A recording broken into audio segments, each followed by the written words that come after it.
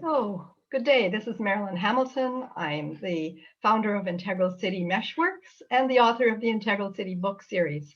And today, it's my pleasure to have as my guest Monica Sharma. Monica Sharma is known to many people from her years of work in the UN. She started out as a medical doctor and an epidemiologist, but she also worked for many years in the HIV/AIDS area and has worked in 60 countries. So I invited Monica to explore with me her wisdom about the city. And I thought that it would be wonderful to learn about a very powerful model that she has, the values she uses, and how she works with leaders. So welcome, Monica. Hi, Marilyn. Thank you so much for inviting me. And you are focusing on one of the most important topics of today, and that is the city. And indeed, as more populations and more people move towards cities, what we're going to talk about today is so important. Thank you for inviting me. Well, thank you, Monica. I'm so glad you agree. Not everyone is able to see the importance of the city. They know that most of the population of the world already lives in cities and will live even more in cities by 2040 or 2050. But I can't always get people in the integral world or in the worlds that I look at, even for leadership development, to realize how important it is. So I'm overjoyed that you recognize right away how important they are. Monica, you've written a beautiful book, Radical Transformational Leadership. That's something we have in common. You say radical, I call myself a radical optimist. So I was curious why you chose radical in the title, and to tell us a little bit about your conscious full spectrum response model.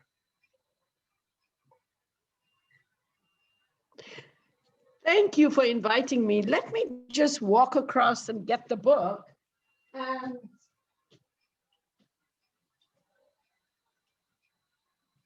that will allow viewers to actually notice what the words mean. Wonderful, beautiful. So the word radical comes from, the way I use it, is the root of. It isn't the radicalization of anything. It's the root of our being. And so for me, it's the very basis of citizenship, of governance, of policy, of whatever we engage with, the root of our being. The second is the word transformation. And the word transformation is used so much everywhere. And what I mean by that is very clear, and I defined it in the book. It is the ability to transform systems and cultural norms that are unworkable. To me, when I need to work in cities and governance, that is the key entry point for transformation. The unworkable systems and cultural norms that keep things where they are. There are also cultural norms and systems that actually allow us to progress. You and I, Marilyn, we live more like royalty in the 14th century. We have electricity, water, technology to support us. Indeed, today's conversation is supported by technology, right? And to me, it's vital we acknowledge that space, but technology in itself is value neutral, right? I mean, the internet carries the connectivity you and I have and millions of people have. It also carries child pornography and exploitation.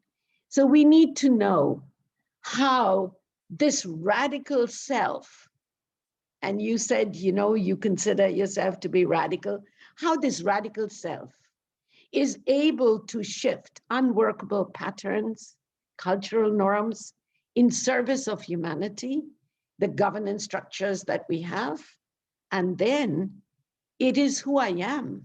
It is who I am, my universal values.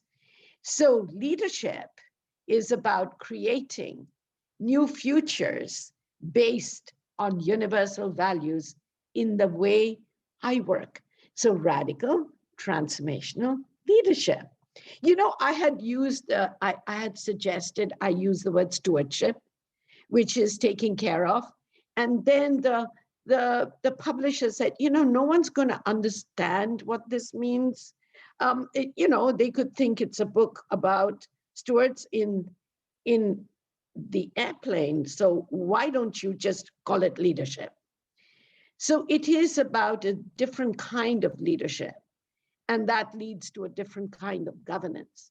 So for me, radical transformational leadership is an exploration of self. It's an exploration and a commitment to altering things that are not working, which is governance actually. And then it's about doing something from who I am. And so that is the introduction. And then you asked me a second question. Would you like to say something at this time, or do you want me to jump in? I will just say where I learned about the conscious full spectrum response. And that was really through Karen O'Brien. And Karen has adapted that. And you pointed out to me it was an adaptation, but I have found it useful. And I wonder if you could tell me, how did you come to this CFSR? Yeah, thank you. Okay, thank you, Marilyn. In fact, we use the CFSR model as the basis of governance. And I'll tell you how I came about it. And it's a little, shall I say, it's just from a practical point of view. So I distinguish in my work, you know, I've always been engaged in having to generate results. And when you look at the Sustainable Development Goals that all of us have agreed to, most of the areas that I've worked in relate to one or more of the Sustainable Development Goals. So HIV/AIDS was one of them. Maternal mortality reduction was another one of them. Looking at you know, universal education was another one of them. So in my different assignments, I've worked towards a result. See, I entered the space from a result, not from thinking about. So I literally, like an embrace, if we could embrace the world with two hands and hold the earth, then one hand is who I am and the values I stand for. The other is the result. And the rest of it is the emergence of change, because this work is not about prescription, it's about commitment that resonates, okay? So the CFSR model was born through practice, and it is born on several principles. The first, there is a huge difference between a framework that enhances understanding from a framework that actually generates response. The largest movements in the world have not happened because somebody understood something. They've happened because of the radical self. They've happened because of what I care about.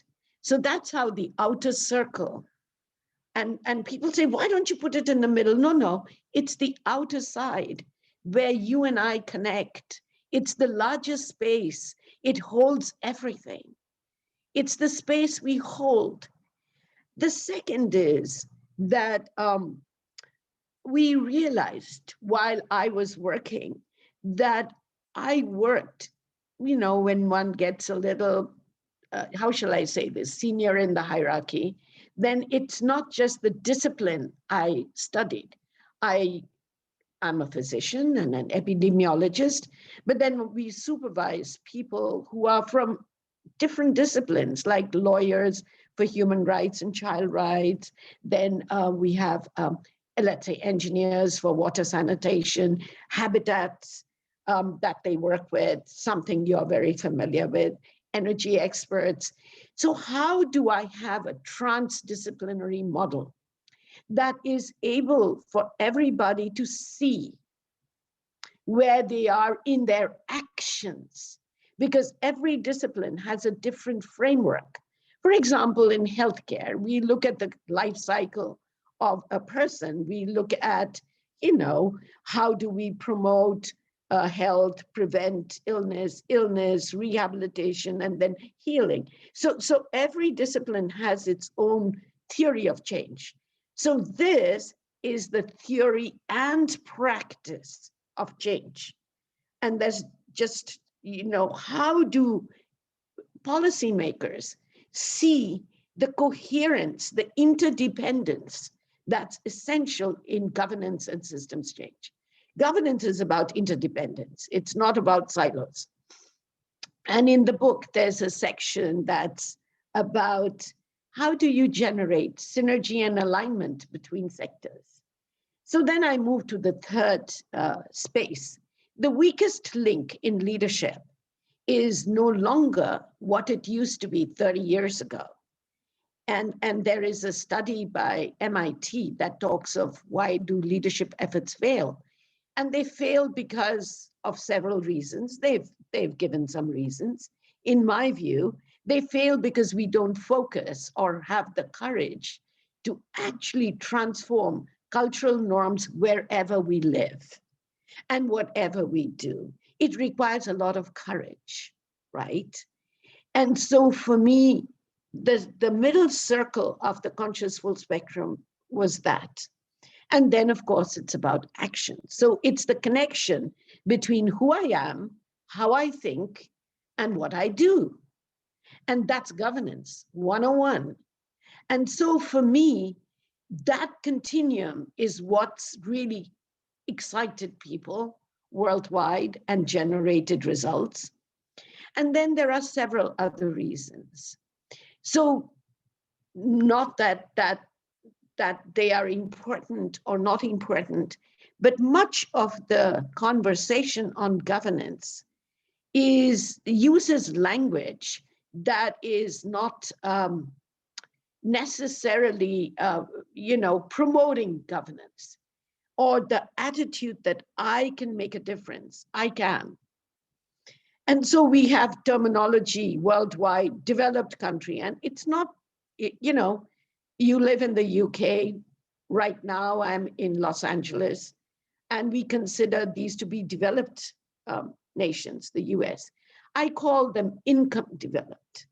They are not, development is a much bigger domain, so is governance. And to me, the inability to distinguish human development in its broadest sense from the terminologies that we use and the emphasis on logic models or frameworks that enhance understanding. Because the assumption is, if I understand, I'll do it. Well, then why do doctors smoke? Don't they understand? So we have some myths, and that's why knowledge has been put on a pedestal. And knowledge is a great space. We must have knowledge. But knowledge doesn't create change, because knowledge has been a divisive force in the sense that who gets to speak, who gets where, the elitism that has been connected to knowledge. And you said something profound. You said wisdom. And for me, wisdom is not traditional wisdom. That is traditional convention. Wisdom is the space of the radical person. See, so when I began, you mentioned Karen. When I began this work straight after the UN, I said everybody should use whatever they want to call this frame. And Karen said, I want to call it personal, the outer space, political, the middle space, and practical, the innermost space. I said, sure. A group of architects said, we want to call it triple H. I said, what do you mean? He said, we mean heart for the outer space. We mean a head for the middle space, and we mean hands. So in one page of the book, I just listed 29 variations of the conscious full spectrum model. And then one person said, don't you see, it's it's like a movement, the next generation movement for action. If you have roughly 40 names for the same thing, nobody gets it. They think they are little small NGO projects or, consulting projects in a corner. And you and I know, Marilyn, one of the biggest challenges in the world is to take wonderful niche projects to scale. And by scale, I don't mean reach. What I mean is result. So we have big confusion on scale, and I can talk about that later. We think the more people we reach, the more scale we have. No, that's just reach. We are reaching people with whatever we want to reach. In social media, it's like, dislike. How many people follow? 2 million. So what? To me, that's not the issue. The issue is actually transforming the lives of people through strategies that matter. And therefore, what the work on governance and leadership and cities is so vital, Marilyn. It's so vital because it's not about reach. And yeah, because of media, we've made reach the issue. And I'm sure you've seen the film, The Social Dilemma, and you know what that reach is doing to our young ones and what's happening to their emotional self and how their distress has increased because of this reach. So for me, it's governance is a whole different space of scale, of using the conscious full spectrum model, of being able to transform our approach from working on problems, because that's what management really focuses on, and that's very important. We cannot hide problems. But at the same time, do we have tools and templates that allow us to create the resilience that we need? So on page 216 of the book, I've described examples. So the book has examples, practical examples around the world of how the conscious full spectrum model, response model, it's a response model. It's not for us to understand. It's for us to be engaged and act. So couple of other points, which are actually written up. So I needed to demystify planning, an essential component of governance, because it's the elitism in planning, and I call it elitism, or the complex methods we use for planning, that citizens actually are token participants because our planning tools are so complex. And to me, it was vital that we create vocabulary and planning tools that citizens can participate in. So I have used the conscious full spectrum response model in ministries, with governments, in executive departments in the world, and I've used it at grassroots level. Now, the grassroots in different countries is different. Where you live, the grassroots, most people have gone through high school. The grassroots and citizens worldwide may have just gone through grade 5. They may have not even gone to school. We've used this template with people with no formal education who are bright and committed. And they've said, you know what? It's the first time ever that someone's asked us and taken that into consideration for planning. And then, NGOs that are in many of the not income-rich countries, so income-poor countries, rich at heart, they hire NGOs to write proposals, because most of the places that fund require proposals in a particular way. At the end of it, one of the NGOs said, you know what? Using this, we wrote our own proposal and got a grant from one UN agency. So for me, this is true empowerment. It isn't the word empowerment. It's embodying values to make a difference. And I want to give you some good news. Please. So the good news for me is the potential that exists in governance and leadership using the conscious full spectrum model, response model. And I call it that because I think now that's what everyone calls it, CFSR model. So the good news is people say, who says people have values? Who says that? And, you know, I was invited to do a session with 450 business schools in Los Angeles. And, you know, it was through Notre Dame Business School. And Leo Burke and I asked a question to everyone. I mean, do you believe that people worldwide actually stand in values? And 68% of those from income-rich countries said no. You see, deep down, that's who we are. We don't accept that greatness of humans because we only look for that superficial. So having said that, the good news is that there has been, over the last 50 years, enough research and study that actually shows who we are. And I want to begin by acknowledging the work of Daniel Goleman, and emotional intelligence. And, Yes. and the discovery that self-awareness is the driver of change and leadership and governance. I don't know whether it's discovery or the study of, and the beauty is that that place of self-awareness, and he has three spaces there. Perhaps the most important is self-worth, self-esteem. We know self-esteem is the basis of mental health and counseling. We know self-esteem is the basis of healing. We know self-esteem is what we touch when there is trauma. And so we know that's the foundation, one foundation of our humanity. And so when self-esteem is described as a value that people have, a attribute that people have, its translation into society is dignity for all. And that is, for me, in governance, since I've worked in that domain, a foundation of change.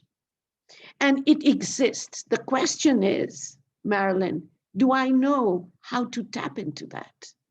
Am I able to use tools and templates to tap into that? In the book, it's the chapter related to the contemporary pioneer. To me, the contemporary pioneer knows how to tap into that first for self, the radical self that you describe, and then you know, humanity at large. The second piece that for me was absolutely eye-opening, and I've known that in all the large projects I've led in my life, because I've usually worked at the same time at policy level and grassroots action. I've seen that in people, and I wrote about it too in the next piece. And when Oxfam did a study in 2015 and wrote it up in a book called Even It Up, and the fact that each of us have a sense of fairness since we are young, and 92% of people in the US believe that fairness is important. And I use the word belief. I don't use the word committed to action. And actually, they have it. So I always take the example of a large family, Marilyn. I don't know, do you have siblings? I had siblings, yes. How many siblings do you have? I had 2 brothers, so I All still have right. one of them, yes. All right, but let's take you back to when you were 3 of you together. What's your favorite food? My favorite food is probably, I don't know, some kind of an egg dish. Okay, let's say a nice egg dish, whatever that is. And your parents, mother or father or whoever is taking care of you, made a fantastic, nice, big egg dish. And your brothers got, one of them got half, the other one got The rest of the half, they got most of 3/4 of that, and you got a little sliver. Were you clapping for your caregiver? You were 6 years old? No. No. You said, what happened? What happened to my share? Right? And this innate quality exists in all of us worldwide. Yes. The question is, we diminish that through our interpretations, through our stories, through our propaganda, and definitely through media. And so the question is, can we activate that space? So when Oxfam said 92% of Americans actually, say if fairness is important, do you get how important that is? That's the foundation of governance and equity in governance. Governance in today's world is about equity manifest. It's about the structural changes that must happen from who I am and what I need to shift. Governance always works on established structures created by humans. And so for me, that's the next space. And then, guess what? Equity and justice without compassion is a very harsh space sometimes, you see. And compassion is not empathy. Empathy is the ability to walk in someone else's shoes, very important as a leader. But empathy and compassion are different.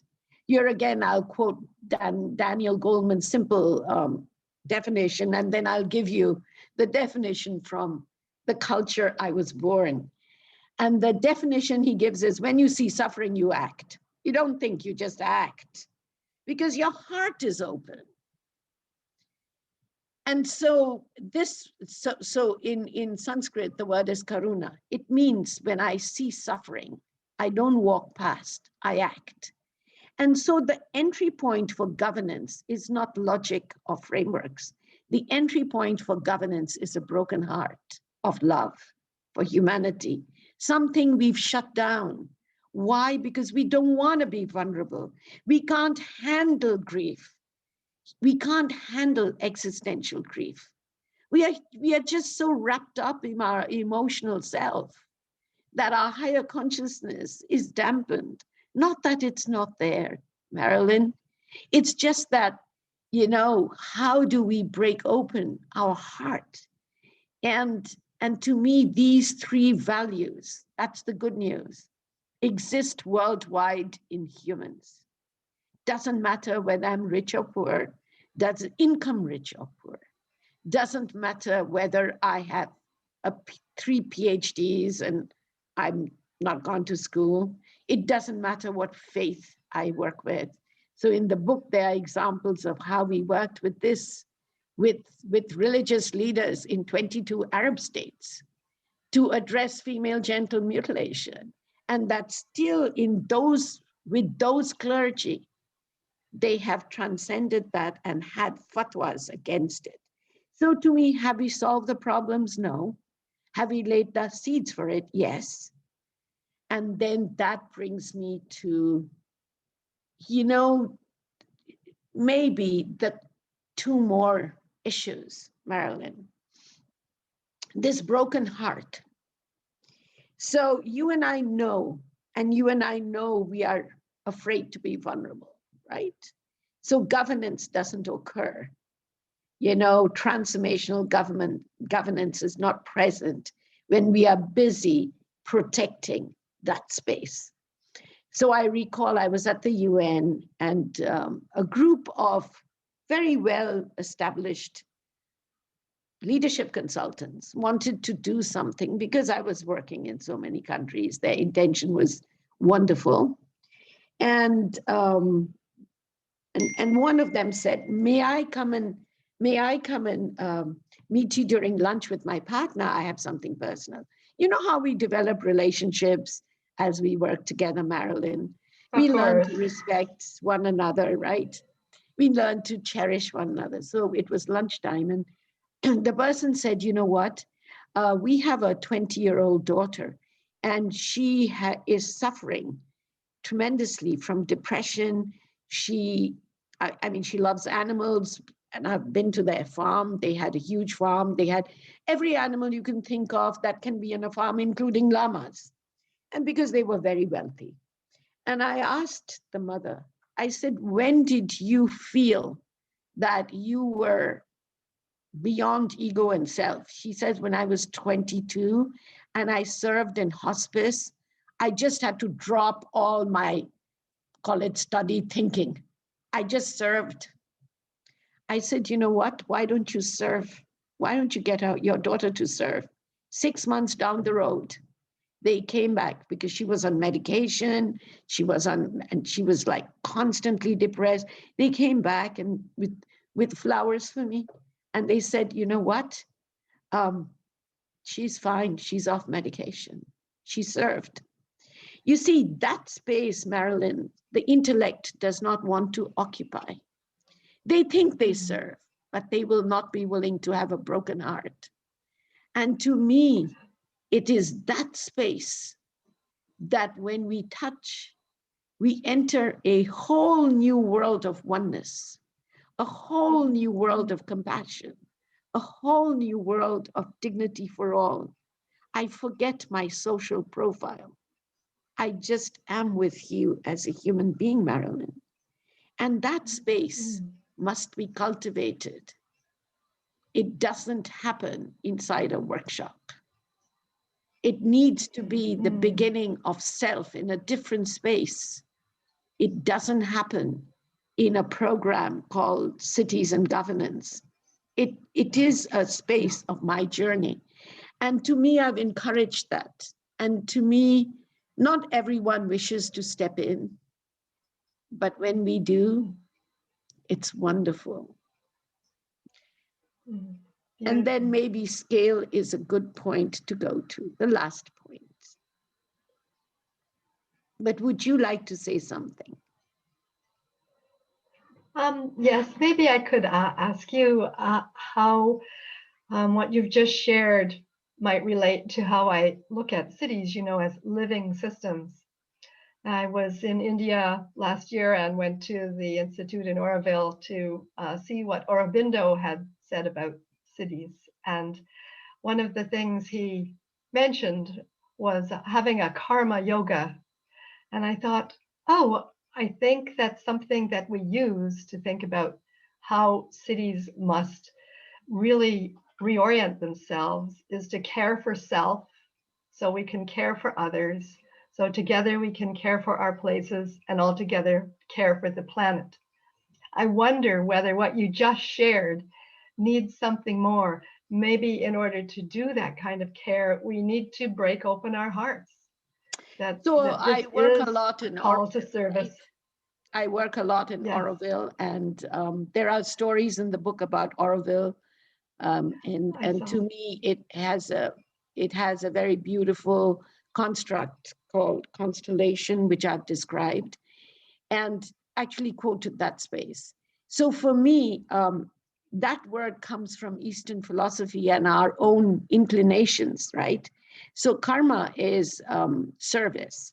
And it is a karma yogi acts out of selfless service. And to me, the entry point for that is a broken heart, as are the others, you know, Raj Yogi or you know, where we can contemplate, or Bhakti Yogi, which is a devotional space. And so for me, you know, whether it's Karma Yogi or Bhakti Yogi or Gyan Yogi, it is a space of entry, you know, and it depends on who we are. So trained as a physician, I need to serve. And that's how I enter. But if I serve selflessly, I need to break my heart. And I think what is beautiful, because the whole construct of integral yoga was born from Sri Aurobindo, and the construct of colors from the mother. And they are ways that help us to you know, understand. So for me, his philosophy, I mean, he was a political activist, and there's a lovely book called you know, it's called Sri Aurobindo for All Ages. It's a simple book, and it sort of describes his outlook to life. If I would connect what he says to cities, I would I would use that entry point more as a space of union. You know, yoga is union of body, mind, and soul. And he has a way of describing it. So in this work, or in the work of governance, I think it's very relevant, provided we don't sort of look at a framework as a prescription for change. You know, that's the downside of frameworks. They are meant for us to understand. So like many of, you know, most of us, I'm sure Marilyn, you have been exposed to some 100 frameworks in your life, as I have. I see value in each of them. I see limits in each of them, you know. So for example, the conscious full spectrum response model by itself assumes that I have a degree of commitment where I have questions rather than answers. Now, many of us, the cup is full, right? We have lots of answers. So is that wrong or right? I don't know. But if I don't have space in my cup, I will not have space to inquire. So this whole process is based on inquiry, insight, and action. So that's how we move. So I want to go to the word scale because governance is related to scale. So currently we have 3 conventional methods of scale. Are they wrong? No, they are not wrong, but they are based on certain assumptions of systems. So you are, you know, governance requires systems thinking. So there are people who work in closed systems. So I'll go to that first and then to scale. People work in closed systems, and we do need to work in closed systems. So if the laptop you're using and I'm using was a product of a closed system with standards, and it's necessary. And then we have chaotic systems like the market, because there are chaotic systems. Are they functioning at its optimal level? No, they are not. But is that a system? Well, we've established it as humans. And there are chaotic systems too in nature. And then we have thought of adaptive systems, which is what climate change talks of, because adaptation is a part of evolution. Unfortunately, we've assumed that we adapt overnight to a flood, and it doesn't happen that way. And so there are people who are talking of regenerative systems. And regenerative systems are based on the wisdom and the depth of nature and processes we know. But we also know that nature does not believe in equity. We know that a sequoia tree, when it produces 1,000 cones and only 10 sequoia trees survive, they don't cry. So so the issue is human consciousness brings the universal values of dignity. That's not what a tree thinks of, or a forest, or fairness, or compassion. So our work is based on regenerative equity. And that's the beginning of scale. So we need to understand that we are logical, we know what we are saying, and we understand systems theories, and what we work on is regenerative equity. And I assumed that people knew that, and I didn't write about it, but I'm now writing about it. Okay. Because it is regenerative equity, how do we go to scale? We go to scale based on that principle. Then I go back, Marilyn, to governance and scale, because governance requires, in a large city, there's an element of scale. Some large cities have more population than countries.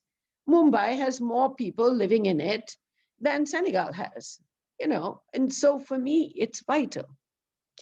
So the conventional patterns of scale include, let's take Starbucks, or let's take any franchise like McDonald's or anything. What they have is a principle of standardization, standards, and then they have a financing model that's worked. Is that right or wrong? No, it serves a purpose. When you go into Starbucks, you know exactly what kind of coffee you like and you want, if you are a Starbucks coffee drinker, right? So the question is, standardization and franchising is not incorrect, provided the contents in it, what's there, is healthy and it serves people. So yes, that's one model of scaling up. There's a model of scaling up, which there's a product called Coca-Cola, and you'll find it in every village around the world. So they've marketed, they put whatever. So there is a product and there's a mechanism to finance it. Then there are other methods we conventionally scale. Education, the sectors, energy, and that's what governance is about. Education, health, law, sectors. And how do we scale? We scale through technology pyramid. And it's in the book, so people could read it. So how do we scale? We say we need many, many high schools. Why? Everybody goes to high school, but not that many colleges, because not every high schooler would want to go to a college. Maybe they'd go and take a vocation that they love. And then not everyone in college goes to a university. So there are fewer universities than colleges, than high schools. So we can take that same metaphor, not metaphor, it's the same structure for health. There are many, many clinics worldwide. 80% of what we suffer from can be dealt with in a clinic. Then some things can't. And so people refer you and me to a first level referral hospital that can take care of more complex issues. For example, we set this up for reducing maternal deaths.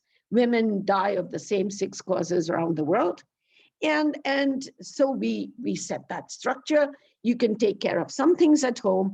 Otherwise, if there's obstructed labor, you need to go to a facility. And so you can do a C-section, then you'll need blood. But that's possible for obstructed labor. But what if you had a complex tumor, brain tumor? That is not possible. You need a facility that specializes in that process. So everywhere in health, you have clinics, you have first level referral hospitals, and you have the space that is up there, the specialized space. Law is like that. So worldwide, we have district courts or local courts, county courts. We have high courts or state courts, and we have federal or Supreme Courts. So law is structured that, services are structured that way. So governance is structured, and a city needs to handle all of that. So I need to handle the structure, and yet it doesn't serve equity. See, I need to make it a conscious full spectrum response model at every level. And then I go to the new one. You use the word meshwork. So meshworks today are connectivity spaces. They are brilliant in a couple of things. They connect us. Number one, we don't feel alone. Communities of practice. They share information, but they don't solve problems. They may know about best practice. The ability to solve a problem lies somewhere else.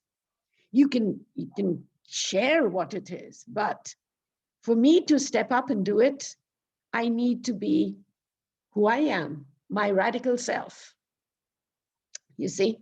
And so we have a space called scale, the new field of scale. And we promote this work, not as how big I am or how, I always hear this, I'm so small, what can I do? No, every conscious full spectrum response is a fractal of large scale change. So the word fractal comes from physics.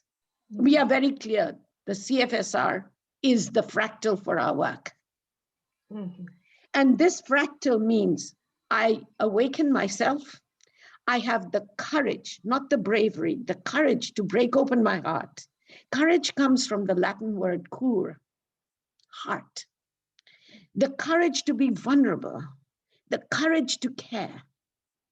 So then I have the courage to transform what's not working. I don't have to be the rah leader of yesterday. I can cultivate and foster other leadership. And so for me, the whole pattern of scale for governance is different. It's the same and it's different. Why? Because yes, you will have the Starbucks in your city. Or modeled, I'm not saying Starbucks. I'm saying, entities that are standardized and served. Yeah. You will have the pyramids of service delivery because it's essential. Where to go for what? You will have meshworks that may fundraise, but in every one of this, the foundation is, do you create a field, a simple field, where someone at home who's chosen not to work, whether it's a man, woman, or any gender, for 3 years is able to work to raise children and have conversations that are conscious full spectrum. So to me, the conversations at home need to be conscious full spectrum responses. And so also at work and in cities and governance. Yeah, there are examples of that in the book. Yeah. Beautiful. So it sounds like parents need to learn CFSR so they can create the life conditions for the child. And themselves. And themselves, yes. First themselves and then the child. So I'll give you an example of that. It's so important what you bring up, Marilyn. So there's this young man, Andre, and he landed up in the US, UN, United Nations, when I was there, with my colleague Paula, who also worked in the Balkans, and he was there. And he was a young person in grade 8. And he came home one day and he said to his mom, this guy from Latvia has come and we're all teasing him. He can't even speak properly. And all the mother said was, what if you went to the US, New York, and you couldn't speak their way of speaking? How would you feel? So he was quite a class organizer. Next morning he decided and he told everybody, we are not going to tease him. How would you feel? So he went and repeated what his mother said. Fast forward, it's time for the tribunal. And you know what happened in Bosnia. So yeah, and the killing that took place. And he was supposed to testify. And he was supposed to testify something that happened, that the Serbs, he is a Serb, did to Albanians all night. They threatened his mother. If he goes, he will be killed. He was 19. He said, all night I was afraid. I only knew if I didn't go, I couldn't live with myself. So I went. And so for me, he says, I went because of that one thing my mother said to me. How would you feel? Yes. Yeah. And it is the book, Rich Dad, Poor Dad. Oh, yes. That's a classic. Yes, a classic. So we have huge roles as transforming. I'll give you a lovely example, not only of parents, but of youth transforming conversations.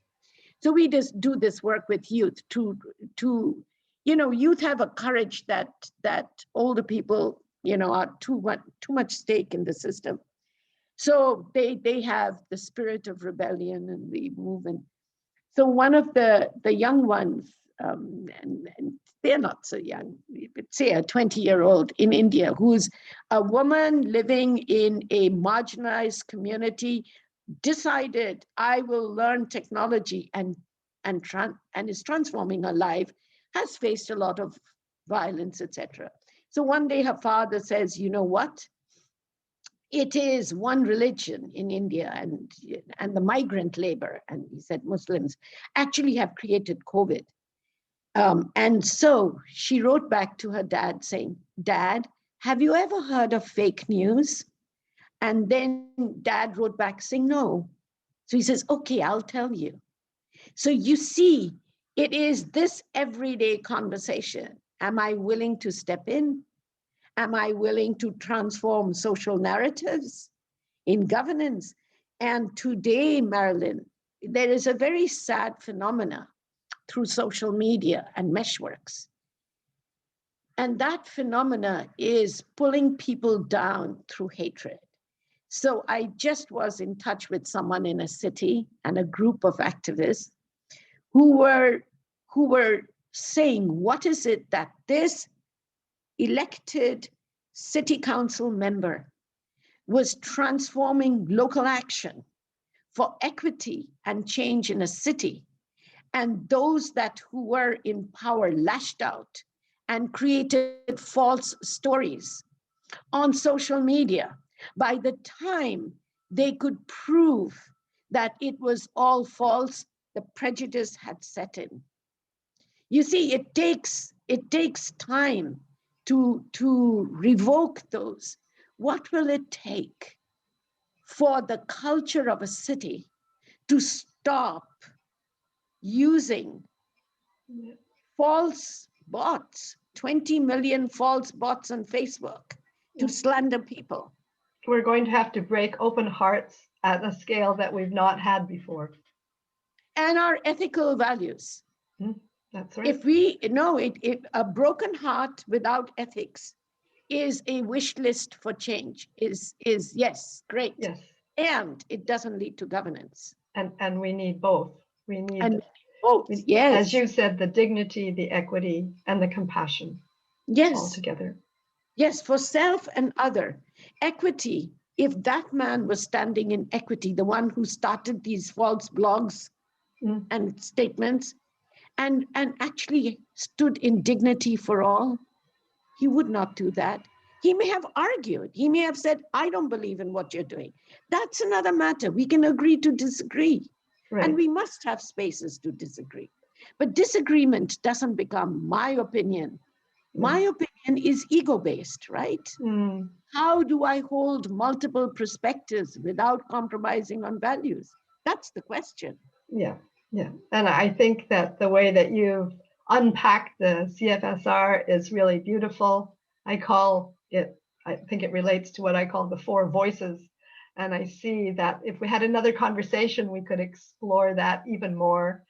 So I'm mindful of our time today, and I know that we could go on for hours. I love your energy and the wisdom that you do bring from all of your experience of cities from every size, small villages right up to Mumbai, the huge megalopolis. And I really respect that you're able and willing to share, some things that are so potent, the broken heart in service to CFSR and these values.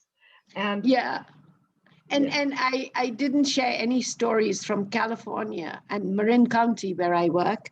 So I want readers to realize it's not about an income not so rich country or city.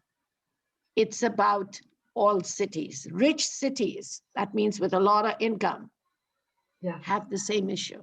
Yes, absolutely. No, I see that all the time. Yeah. So Monica, I really hope that we do have some further conversations, bring back some of the work that I am doing with Integral Cities and explore your many different experiences, so that perhaps this approach to actually considering cities as living systems, and you talked about the scale of regenerative equity. That's fascinating. I would like to learn much more about that. So thank you so much for today. And I release you to the rest of the world who no doubt wants your services and your wisdom. Thank you. Thank you for inviting me, Marilyn. It's been such a rich conversation. Thank you.